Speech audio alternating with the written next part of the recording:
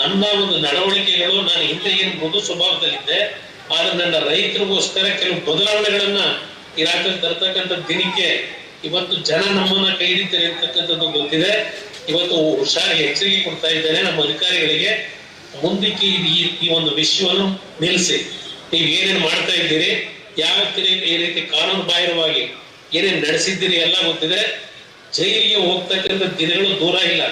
ಬಹಳ ಆಟ ಆಡಿದ್ದೀರಿ ಗೊತ್ತಿದೆ. ಶಿವಕುಮಾರ್ ಅವರು ಏನೇನು ಆಟ ಆಡಿದ್ದಾರೆ ಎಲ್ಲಾ ವಿಷಯಗಳು ಇದೆ. ನಮ್ಮ ಕುಟುಂಬವನ್ನ ಮುಗಿಸ್ಲಿಕ್ಕೆ ನೀವು ಯಾವ ತರ ನಡ್ಕೊಂಡಿದ್ದೀರಿ ಅದೆಲ್ಲ ಗೊತ್ತಿರ್ತಕ್ಕಂಥ ವಿಚಾರವೇ. ಮುಂದೆ ದೊಡ್ಡ ಮಟ್ಟದಲ್ಲಿ ಭಗವಂತನ ನಂಬಿದ್ದೇವೆ. ಆ ಭಗವಂತ ನಿಮ್ಗೆ ಏನ್ ಶಿಕ್ಷೆ ಕೊಡ್ಬೇಕು ಅದೇನ ಗೊತ್ತಿಲ್ಲ. ನಿಖಿಲ್ ಕುಮಾರಸ್ವಾಮಿ ಅವರು ರಾಕ್ಷಸರನ್ನ ಪದಾಯನ ಪಡಿಸಿದ್ದಾನೆ, ಅದ್ರಲ್ಲಿ ಯಾವ ಸಂಶಯ ಇಲ್ಲ ಅಂತಕ್ಕಂಥ ನನ್ನ ಅಭಿಪ್ರಾಯ. ಎಲ್ರಿಗೂ ನನ್ನ ಮೇಲೆ ವಿಶ್ವಾಸ ಇದೆ. ನನ್ನ ಮೇಲೆ ಯಾವುದೇ ರೀತಿ ಒಂದು ಸಣ್ಣ ಅಪನಂಬಿಕೆ ಬೇಡ ಅಂತಕ್ಕಂಥದ್ದನ್ನ ನನ್ನನ್ನ ಬೆಳೆಸಿ ಮಟ್ಟಿಗೆ ತಂದಿರ್ತಕ್ಕಂಥ ಪುಣ್ಯಾತ್ಮ ತಂದೆ ತಾಯಂದ್ರಿಗೆ ನಾನು ಕೈ ಜೋಡಿಸಿ ಮನವಿ ಮಾಡ್ತೇನೆ. ಇದನ್ನ ಬಹಳ ಸ್ಪಷ್ಟವಾಗಿ ಹೇಳ್ತಾ ಇದ್ದೇನೆ. ಒಂದು, ನಮ್ಮ ಅಧಿಕಾರಿಗಳಿಗೆ ನನ್ನ ರೈತರನ್ನ ನೀವು ದಬ್ಬಾಳಿಕೆ ಮಾಡಿ ಒಕ್ಕಲೆಬ್ಬಿಸ್ತಕ್ಕಂಥದ್ದು, ಒತ್ತಡಗಳನ್ನ ಹಾಕಿ ಸರ್ವೆ ಕಾರ್ಯ ಮಾಡ್ತೀವಿ ಅಂದ್ರೆ ಮುಂದಕ್ಕೆ ಬಹಳ ದೊಡ್ಡ ಮಟ್ಟದ ಒಂದು ಪ್ರಾಯಶ್ಚಿತ್ತವನ್ನು ನೀವೆಲ್ಲ ಅನುಭವಿಸ್ಬೇಕಾಗ್ತದೆ. ರೈತರ ಬಗ್ಗೆ ದಬ್ಬಾಳಿಕೆಯನ್ನ ಮಾಡ್ತಕ್ಕಂಥದ್ದು ನಿಲ್ಲಿಸಬೇಕು. ನಾನು ಕಾಣದೇ ಇರ್ತಕ್ಕಂಥ ಅಧಿಕಾರಿಗಳಲ್ಲ ನೀವು ಯಾವ ರೀತಿ ನಡ್ಕೊಂಡಿದ್ದೀರಿ ಅನ್ನೋದು ಗೊತ್ತಿದೆ. ವಿಶೇಷವಾಗಿ ನಮ್ಮ ಪೊಲೀಸ್ ಇಲಾಖೆಯ ಅಧಿಕಾರಿಗಳಿಗೆ ಎಚ್ಚರಿಕೆಯನ್ನ ಕೊಡ್ತಾ ಇದ್ದೇನೆ. ಜನತೆಗೆ, ರೈತರಿಗೆ ರಕ್ಷಣೆಯನ್ನ ಕೊಡ್ತಕ್ಕಂಥದ್ರಲ್ಲಿ ಎಲ್ಲಾದ್ರೂ ಒಂದು ಸಣ್ಣ ಲೋಪಕ್ಕೆ ನೀವೇನಾದ್ರೂ ಎಡೆ ಮಾಡಿಕೊಟ್ರೆ ಖುದ್ದು ನಾನೇ ಬರ್ತೀನಿ, ನೋಡೋಣ ಯಾವ ರೀತಿ ನೀವು ನಮ್ಮ ರೈತರಿಗೆ ದಬ್ಬಾಳಿಕೆಯಿಂದ ಎದುರಿಸಿ ಇವತ್ತು ಈ ಕಾರ್ಯಕ್ರಮವನ್ನು ಮಾಡ್ತೀರಿ ಅಂತಕ್ಕಂಥದ್ದನ್ನ ನಾನು ಇವತ್ತು ಬಹಳ ಸ್ಪಷ್ಟವಾಗಿ ಅಧಿಕಾರಿಗಳಿಗೆ, ಏಕೆಂದ್ರೆ ಅಧಿಕಾರ ನಮ್ಮ ಹಿರಿಯರು ಹೇಳ್ತಾ ಇದ್ರು ರಾಮಯ್ಯನವರು, ಅಧಿಕಾರ ಯಾರಿಗೂ ಶಾಶ್ವತ ಅಲ್ಲ ಅಂತ. ಅಧಿಕಾರ ಅಂತಕ್ಕಂಥದ್ದು ಯಾರಿಗೂ ಶಾಶ್ವತ ಅಲ್ಲ. ಇನ್ನು 1 ವರ್ಷ 2 ವರ್ಷ ಮುಂದೆ ಏನೇನಾಗುತ್ತೆ ಗೊತ್ತಿದೆ ನನಗೆ. ಇವತ್ತು ಜನತಾದಳ ಮುಗಿದೋಯ್ತು ಅಂತ ನೀವು ತಿಳ್ಕೊಂಡಿರ್ಬೋದು. ಜನತಾದಳವನ್ನ ಮುಗಿಸ್ಲಿಕ್ಕೆ ನಿಮ್ ಕೈ ಸಾಧ್ಯ ಇಲ್ಲ. ನನ್ನ ರೈತರು, ಅದ್ರ ಜೊತೆಗೆ ದೇವರು, ಇದನ್ನ ನಂಬಿರ್ತಕ್ಕಂಥವ್ರು ನಾವು. ಆದ್ರೆ ಇವತ್ತು ಸ್ವಲ್ಪ ಹಸುಗಳ ಮುಖಾಂತರ ಇವತ್ತು ಆರಂಭ ಕರೆದು ಇವತ್ತೇನೋ ಆರ್ಥಿಕವಾಗಿ ಸ್ವಲ್ಪ ಸದೃಢವಾಗಿ ನಮ್ಮ ರೈತರು ಹಳ್ಳಿಗಳಲ್ಲಿ ಬದುಕಿದ್ದಾರೆ ಬೆಳೆ ಬೆಳೆಯೋದಕ್ಕಿಂತ. ಆದ್ರೆ ರೇಷ್ಮೆ ಬೆಲೆ ಅವತ್ತಿನ ಕಾಲದಲ್ಲಿ 70-80 ರೂಪಾಯಿಗೆ ಅವತ್ತು ಬೆಲೆ ತಗೊಳಕ್ ಆಗ್ತಿರ್ಲಿಲ್ಲ ನಮ್ಮ ರೈತರು. ಇವತ್ತು 600-700 ರೂಪಾಯಿ ರೇಷ್ಮೆ ಬೆಳೆ ಇದೆ. ಇಂಥ ಒಂದು ಬೆಳೆ ಬೆಳೆಯತಕ್ಕಂಥ ಭೂಮಿಗಳನ್ನ ಯಾವುದೇ ಕಾರಣಕ್ಕೂ ಯಾವುದೇ ಅಭಿವೃದ್ಧಿ ಹೆಸರಿನಲ್ಲಿ ಲೂಟಿ ಆಗ್ಲಿಕ್ಕೆ ಅವಕಾಶ ಕೊಡಬಾರ್ದು ಅಂತಕ್ಕಂಥದ್ದು. ನಾನು ದೇವರಳ್ಳಿಯ ವಿಷಯದಲ್ಲಿ ಏನ್ ಹೇಳ್ತಾ ಇದ್ದೆ ಚಂದ್ರಾಯಪಟ್ಟಣದ ಬಗ್ಗೆ. ನಾನೇ 2-3 ಬಾರಿಯಲ್ಲಿ ಚಂದ್ರಾಯಪಟ್ಟಣದ ರೈತರ ಪರವಾಗಿ ಹೋರಾಟಕ್ಕೆ ಹೋದಂತವ್ರು. ಇವತ್ತು ಈ ಸರ್ಕಾರ ರೈತರ ಒಂದು ಒತ್ತಡಕ್ಕೆ ಡಿನೋಟಿಫಿಕೇಶನ್ ಮಾಡಿದ್ರು. ಈಗ ಅವ್ರಿಗೆ ಎದುರಿಸ್ತಾ ಇದ್ದಾರೆ ಇಲ್ಲಿ ರೈತರಿಗೆ ಎದುರಿಸಿ ನೀವೇನಾದ್ರು ಕೊಡದೇ ಇದ್ರೆ ಗ್ರೀನ್ ಝೋನು, ಯೆಲ್ಲೋ ಝೋನು, ನಿಮಗೆ ಭೂಮಿ ಇವತ್ತು ಅಗ್ರಿಕಲ್ಚರ್ ಬಿಟ್ಟು ಮುಂದಕ್ಕೆ ಏನು ಮಾಡಬಾರ್ದು, ಹಾಗೆ ಮಾಡ್ತೀವಿ ಅಂತ ಎದುರಿಸ್ಕೊಂಡು ಕೂತಿದ್ದಾರೆ. ಇದೆಲ್ಲ ನನಗೆ ಗೊತ್ತಿದೆ ನನಗೆ. ಆದ್ರೆ ಒಂದು ಮಾತು ಕೊಡ್ತೇನೆ, ಇವತ್ತು ನಿಮ್ಮ ಹೋರಾಟ ಏನಿದೆ ಆ ಹೋರಾಟಕ್ಕೆ ಸಂಪೂರ್ಣವಾಗಿ ನಿಮ್ ಜೊತೆಯಲ್ಲಿದ್ದೇನೆ. ಅವತ್ತು ಒಂದು ಸಮಾಧಾನಕರವಾದಂತ ರೀತಿಯಲ್ಲಿ ಹೋದಂತ ಒಂದು ತೀರ್ಮಾನಗಳನ್ನು ತೆಗೆದುಕೊಳ್ಳಿಕ್ಕೆ ಅವಕಾಶಗಳೇನಾಗಿತ್ತು. ನಾನು ಆ ಸಂದರ್ಭದಲ್ಲಿ ಹುಡುಗಾಟಿಕೆಗೆ ಮಾಡಿದಂಥದ್ದಲ್ಲ. ಅವತ್ತಿನ ದಿನ ಭೂಮಿಯ ಒಂದು ವ್ಯಾಲ್ಯೂ ಏನಿತ್ತು, ಅವತ್ತಿನ ದಿನ ಯಾವೊಂದು ಬೆಂಗಳೂರಿಂದ ಬರ್ತಕ್ಕಂಥ ವೃಷಭಾವತಿಯ ಆ ಒಂದು ರತ್ನೀರಿನಿಂದ ಹಲವಾರಿಗೆ ಸಮಸ್ಯೆಗಳಿದ್ದಂಥದ್ದನ್ನು ನಾನು ಕಂಡಿದ್ದೆ. ನಾನು 2 ವಿಷಯಗಳನ್ನ ನಿಮ್ ಮುಂದೆ ಇಡ್ಲಿಕ್ಕೆ ಬಯಸ್ತೀನಿ. ಈಗಿನ ಸರ್ಕಾರ ನಮ್ಮ ಕುಟುಂಬದ ಮೇಲೆ ಅಪಾದನೆ ಮಾಡ್ತಾ ಇದ್ದಾರೆ. 2 ವಿಷಯಗಳನ್ನ ನಿಮ್ ಮುಂದೆ ಇಡ್ತೀನಿ. ಬಹಳ ದೊಡ್ಡ ಮಟ್ಟದಲ್ಲಿ ನಿಮ್ ಸಮಯ ತೆಗೆದುಕೊಳ್ಳಿಕ್ಕೆ ಹೋಗೋದಿಲ್ಲ. ಮೊದಲನೇ ಒಂದು ಪ್ರಕರಣ, ಬೆಂಗಳೂರು ಮೈಸೂರು ರಸ್ತೆಯ ವಿಷಯದಲ್ಲಿ ದೇವೇಗೌಡರು ಮುಖ್ಯಮಂತ್ರಿಗಳಿದ್ದಾಗ ತೆಗೆದುಕೊಂಡಂತ ಒಂದು ನಿರ್ಧಾರ. ದೇವೇಗೌಡರು ಆ ಒಂದು ಬೆಂಗಳೂರು ಮೈಸೂರಿನ ಅಗಲೀಕರಣದ ಒಂದು ತೀರ್ಮಾನ ತೆಗೆದುಕೊಳ್ಳಿಕ್ಕೆ ಕಾರಣ, ಒಂದು ಶಾಲಾ ಬಸ್ಸು ಮಾಯನಹಳ್ಳಿ ತಿರುವಿನಲ್ಲಿ ಆಕ್ಸಿಡೆಂಟ್ ನಲ್ಲಿ ಏನೊಂದು ಅಪಘಾತಕ್ಕೊಳಗಾಯ್ತು. 9 ಮಕ್ಕಳು ಸ್ಥಳದಲ್ಲೇ ತೀರ್ಕೊಂಡು ಹೋದಂತ ಒಂದು ಘಟನೆ. ಅವತ್ತು ಬಹಳ ಅಪಘಾತಗಳಾಗ್ತಾ ಇದ್ದಂತ ಒಂದು ಬೆಂಗಳೂರು ಮೈಸೂರು ರಸ್ತೆಯ ಒಂದು ದಿನಗಳನ್ನ ಗಮನಿಸಿದಂತವ್ರು ಅವರು ಮುಖ್ಯಮಂತ್ರಿಯಾಗಿ ತೆಗೆದುಕೊಂಡಂತ ನಿರ್ಧಾರ ಬೆಂಗಳೂರು ಮೈಸೂರು ರಸ್ತೆಯ ಒಂದು ನೈಸ್ ನ ಒಂದು ಯೋಜನೆ. ಆ ಯೋಜನೆ ದೇವೇಗೌಡರು ತೆಗೆದುಕೊಂಡು ಯಾವ ರೀತಿ ಇರಬೇಕು ಅಂತಕ್ಕಂಥ ತೀರ್ಮಾನ ಏನ್ ಮಾಡಿದ್ರು, ಅವರು ದೆಹಲಿ ಹೋಗ್ಬೇಕಾದ ಅನಿವಾರ್ಯತೆ ಬಂತು ಪ್ರಧಾನಮಂತ್ರಿಗಳಾಗಿ. ನಂತರ ನಮ್ಮ ಜಯಂತ್ ಪಟೇಲ್ ಮುಖ್ಯಮಂತ್ರಿಗಳಿದ್ರು. ಅದಾದ್ಮೇಲೆ ಕಾಂಗ್ರೆಸ್ ಸರ್ಕಾರ ಬಂದ ಮೇಲೆ ಇದೇ ಶಿವಕುಮಾರ್ ಈಗೇನು ಅಪಾದನೆ ಮಾಡ್ತಾರೆ, ಇದೇ ಶಿವಕುಮಾರ್ ಅವರು ಭಯಪ್ಪ ಅಂತೇಳಿ DMICP ಅಂತ ಹೇಳಿ ಒಂದು ಪ್ರಾಧಿಕಾರ ರಚನೆ ಮಾಡಿ ಪ್ರಾಧಿಕಾರದ ಅಧ್ಯಕ್ಷರು ಅವರೇ ಆಗ್ತಾರೆ. ಅವರ ಜೊತೆಗೆ SM ಕೃಷ್ಣ ಅವರ ಸರ್ಕಾರದಲ್ಲಿ ಮಂತ್ರಿಗಳು ಇರ್ತಾರೆ. ಆ ಸಂದರ್ಭದಲ್ಲಿ ಅವತ್ತು 1.25 ಲಕ್ಷ ಎಕರೆ ಭೂಮಿಯನ್ನ ವಶಪಡಿಸ್ಕೊಳ್ತಕ್ಕಂಥ ತೀರ್ಮಾನ ಮಾಡ್ತಾರೆ ಬೆಂಗಳೂರಿನಿಂದ ಮೈಸೂರಿನವರಿಗೆ. 30 ವರ್ಷಗಳಾಯ್ತು, ಇವತ್ತಿನವರೆಗೆ ಆ ಒಂದು ರಸ್ತೆ ಕೆಲಸ ಮಾಡಲಿಲ್ಲ. ಈಗ ನ್ಯಾಷನಲ್ ಹೈವೇ ಇಂದ ಆ ಕೆಲಸ ನಾನು ಮುಖ್ಯಮಂತ್ರಿ ಇದ್ದಾಗ ಏನು ಒಂದು ತರ ಬಹಳ ವೇಗವಾಗಿ ಹಣವನ್ನ ರೈತರಿಗೆ ಕೊಡ್ತಕ್ಕಂಥ ವಿಷಯದಲ್ಲಿ ತೀರ್ಮಾನ ತೆಗೆದುಕೊಂಡು ಇವತ್ತು ಆ ರಸ್ತೆ ಕಂಪ್ಲೀಟ್ ಆದಂತದ್ದು ಏನಿದೆ ಕೇವಲ 2-3 ವರ್ಷದಲ್ಲಿ. ಆ ರೀತಿಯ ಕಾರ್ಯಕ್ರಮ 30 ವರ್ಷ ಆದ್ರೂ ಇನ್ನೂ ಆಗ್ಲಿಲ್ಲ. ಇಲ್ಲಿ ಇದೇ ಶಿವಕುಮಾರ್ ಅವರು ಬೆಂಗಳೂರನ್ನ ಹೊಸಕೆರೆಹಳ್ಳಿ ಮತ್ತು ಸುತ್ತಮುತ್ತ ಏನಿದೆ ನೈಸ್ ರಸ್ತೆ, ಅಲ್ಲಿ ಎಷ್ಟು ಭೂಮಿಯನ್ನ ಲಪ್ಟಾಯಿಸಿದ್ದಾರೆ. ದೇವೇಗೌಡರ ವಿರುದ್ಧ ಯಾವಾಗ ತಪ್ಪುಗಳಾಯ್ತು ಅದನ್ನ ಸರಿಪಡಿಸ್ಬೇಕು ಅಂತ ಹೇಳಿ ಯಾವ ಮಟ್ಟದ ಹೋರಾಟ ಮಾಡಿದ್ದಾರೆ ಅದೆಲ್ಲ ಇವತ್ತು ನಮ್ಮ ಕಣ್ಣು ಮುಂದೆ ಇದೆ. ದೇವೇಗೌಡರು ಎಂದೂ ಸಹ ರೈತರಿಗೆ ಅನ್ಯಾಯ ಮಾಡ್ಲಿಕ್ಕಾಗ್ಲಿ, ರೈತರಿಗೆ ದ್ರೋಹ ಮಾಡ್ತಕ್ಕಂತ ಒಂದು ಕ್ಷಣದಲ್ಲಿ ಆತರ ಮಾಡಿದ್ರೆ ಅವರು ರಾಜಕೀಯದಿಂದ ನಿವೃತ್ತಿ ಹೊಂದಿದ್ರು.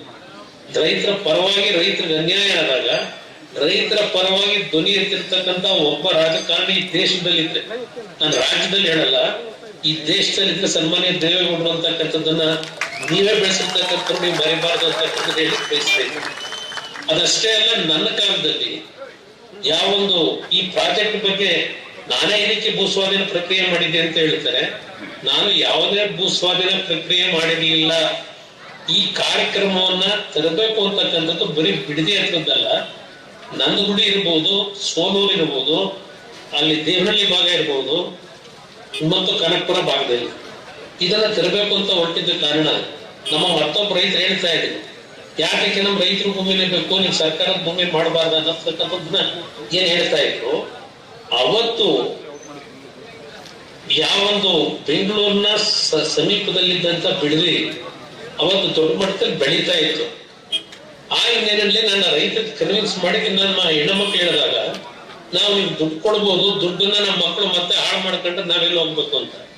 ನಾನು ಆ ಒಂದು ಹಿನ್ನೆಲೆಯಲ್ಲಿ ರೈತರಿಗೆ ಯಾವೊಂದು ಡೆವಲಪ್ಮೆಂಟ್ ಆದ್ಮೇಲೆ 40% ಜಮೀನನ್ನ ರೈತರಿಗೆ ಬಿಟ್ಕೊಡ್ಬೇಕು ಡೆವಲಪ್ಮೆಂಟ್ ಜಾಗದಲ್ಲಿ ಅಂತಕ್ಕಂಥ ಒಂದು ತೀರ್ಮಾನವನ್ನು ಸಹ ಮಾಡಿದೆ. ಇದು ನಾನು ಮಾಡಿದಂತ ರೈತರ ಭೂಮಿನ 40% ಉಳಿಸ್ಕೊಡ್ಬೇಕು ಡೆವಲಪ್ಮೆಂಟ್ ಆದ್ಮೇಲೆ, ನಿಮ್ಗೆ ವ್ಯಾಲ್ಯೂ ಜಾಸ್ತಿ ಆಗ್ತಿತ್ತು. ಈ ರೀತಿಯ ಕಾರ್ಯಕ್ರಮ ತರಲಿಕ್ಕೆ ನಾನು ಹೊರಟಿದ್ದು.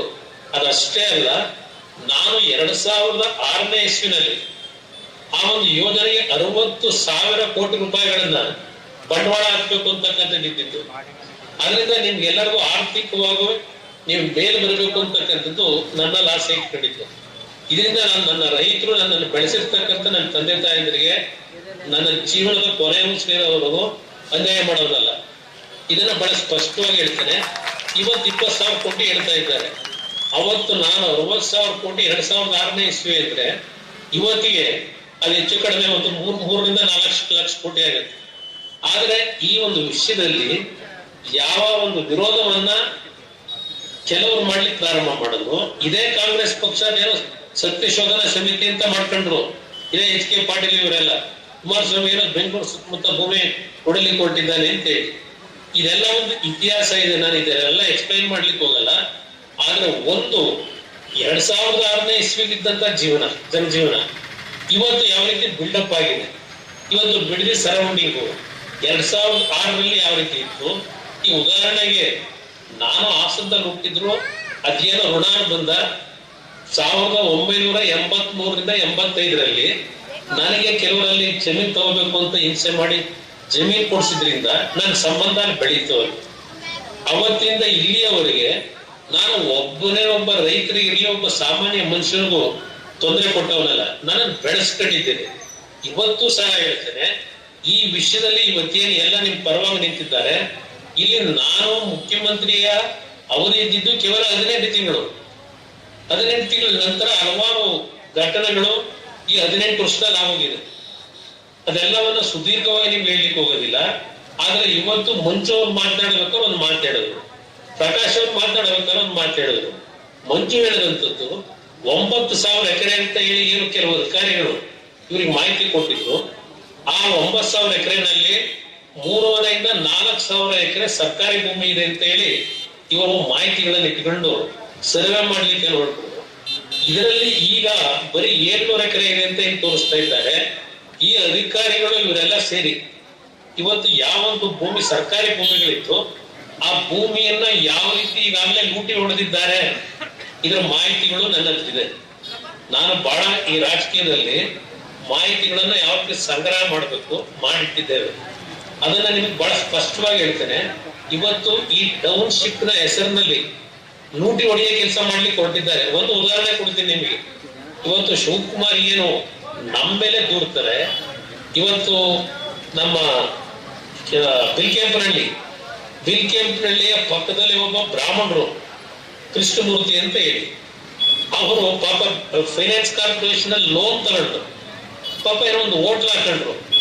ಆ ಹೋಟ್ಲ್ ಹಾಕಿದ್ದನ್ನ ಖಾಲಿ ಮಾಡಿಸಿ ಆ ಮುಂದ್ಗಡೆ ಹೈವೇನಲ್ಲಿ ಆ ಕ್ಯಾಂಟೀನ್ ಇಡಬಾರ್ದು ಅಂತ ಹೇಳಿ ಅವ್ರನ್ನ ಖಾಲಿ ಮಾಡಿಸಿ ಆ ಒಂದು KSFC ನಲ್ಲಿ ಕಡಿಮೆ ದುಡ್ಡಿಗೆ ಅದನ್ನ ಯಾವ ರೀತಿ ಖರೀದಿ ಮಾಡಿ ಲಟ್ಟಾಯಿಸಿ ಇವತ್ತಲ್ಲಿ ದೊಡ್ಡ ಮಟ್ಟದ ಒಂದು ಬಿಲ್ಡಿಂಗ್ ಸ್ಕೂಲ್ ಕಟ್ಕೊಂಡಿದ್ದಾರೆ.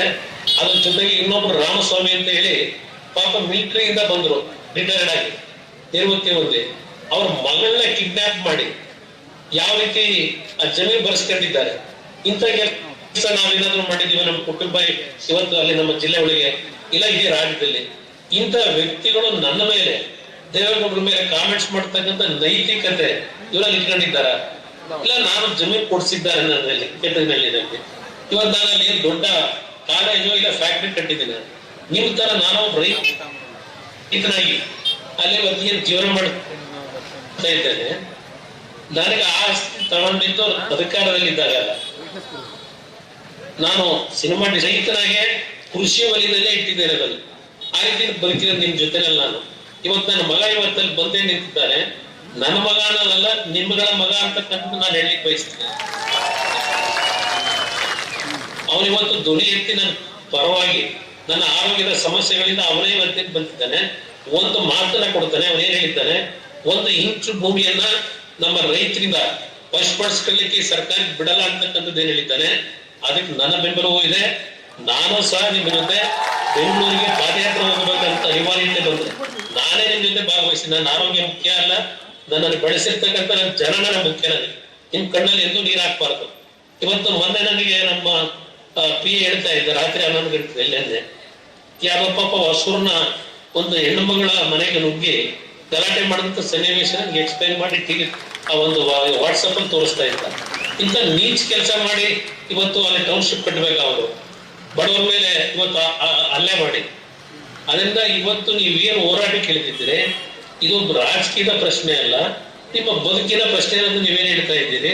ನಮ್ಮ ಪ್ರಕಾಶ್ ಒಂದು ಮಾತು ಹೇಳಿದ್ರು, ಇವತ್ತು ನಾವು ಇಷ್ಟ ಹಾಕಿ ಕರೀತಾ ಇದೀವಿ, ಅಲ್ಲಿಂದ ರೇಷ್ಮೆ ಬೆಳೀತಾ ಇದೀವಿ ಅಂತೆಲ್ಲ ಹೇಳ್ತಾ ಇದ್ರು. ಇವತ್ತು ಮಂಜು ಅವ್ರು ಹೇಳ್ತಾ ಇದ್ರು ಇದನ್ನ ಒಂದು ನಮ್ಮ ಕಾರ್ಯ ಸುವರ್ಣಮುಖಿ ನದಿಯ